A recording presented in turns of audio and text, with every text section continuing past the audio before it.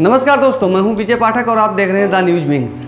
अगर कोई आपसे प्रश्न करे कि कौन है चंपत राय, तो आप एक शब्द में उसका उत्तर दे देंगे कि आरएसएस के एक कार्यकर्ता हैं। लेकिन चंपत राय के बारे में पूरी जानकारी इस वीडियो के माध्यम से हम आपको देंगे। उनके जीवन के अनछुए पहलुओं से आपको रूबरू करवाएंगे। 1975 में इंदिरा गांधी द्वारा थोपे आपातकाल के समय बिजनौर के धामपुर स्थित RMS डिग्री कॉलेज में एक युवा प्रोफेसर चंपत राय बच्चों को फिजिक्स पढ़ा रहे थे। तभी उन्हें गिरफ्तार करने के लिए वहां पुलिस पहुंची, क्योंकि वो संघ से जुड़े हुए थे। अपने छात्रों के बीच बेहद लोकप्रिय चंपत राय जानते थे कि उनके वहां गिरफ्तार होने पर क्या हो सकता है। पुलिस को भी अनुमान था कि छात्रों का कितना अधिक प्रतिरोध हो सकता है। प्रोफेसर चंपत राय ने पुलिस अधिकारियों से कहा कि आप जाइए, मैं बच्चों की क्लास खत्म कर थाने आ जाऊंगा। पुलिस वाले इस व्यक्ति के शब्दों के वजन को जानते थे, अतः वे लौट गए। क्लास खत्म कर बच्चों को शांति से घर जाने के लिए कहकर प्रोफेसर चंपत राय घर पहुंचे। माता पिता के चरण छूकर आशीर्वाद लिया और लंबी जेल यात्रा के लिए थाने पहुंच गए। 18 महीने उत्तर प्रदेश की विभिन्न जेलों में बेहद कष्टकारी जीवन व्यतीत कर जब बाहर निकले तो इस दृढ़ प्रतिज्ञ युवक के आत्मबल को संघ के सरसंघ चालक श्री रज्जू भैया ने पहचाना और श्री राम मंदिर की लड़ाई के लिए अयोध्या जी को तैयार करने का जिम्मा इनके कंधे पर डाल दिया। चंपत राय ने अपनी सरकारी नौकरी को लात मार दी और राम काज में जुट गए। वह अवध के गांव-गांव गए, हर द्वार खटखटाया, स्थानीय स्तर पर ऐसी युवा फौज खड़ी की जो हर स्थिति में लड़ने को तत्पर थी। अयोध्या के हर गली कूचे में चंपत राय को पहचान लिया गया और हर गली कूचे को उन्होंने भी पहचान लिया।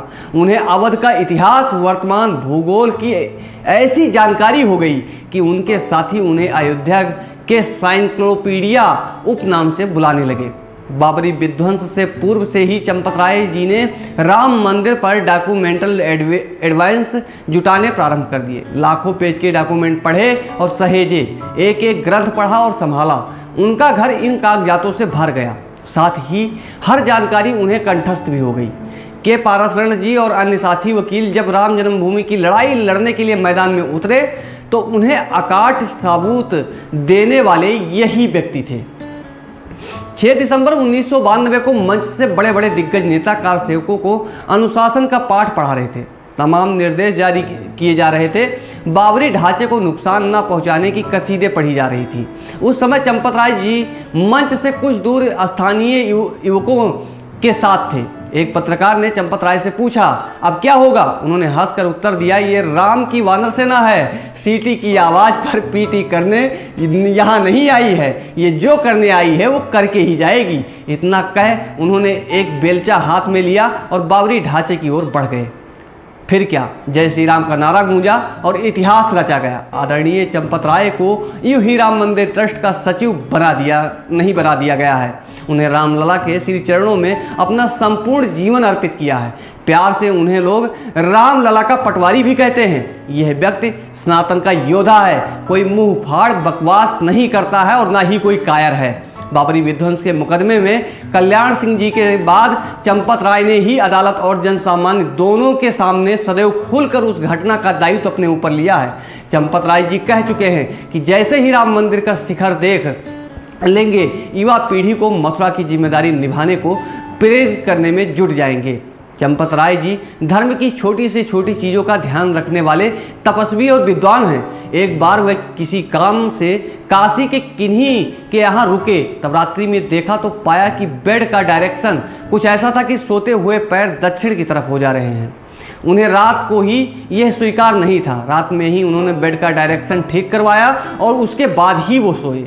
जो धोती कुर्ता पहनकर भारत का गांव-गांव नापने वाला व्यक्ति अपने निजी जीवन में हिंदू दिनचर्या को छोटी छोटी बातों का हट के साथ पालन करता, वह श्री राम मंदिर के संदर्भ में किस हद तक विचारशील और जुझारू होगा, इसके लिए समझना बहुत जरूरी है। वास्तव में उन पर उंगली उठाने वाले उनकी पांव की धूली के समान भी नहीं है।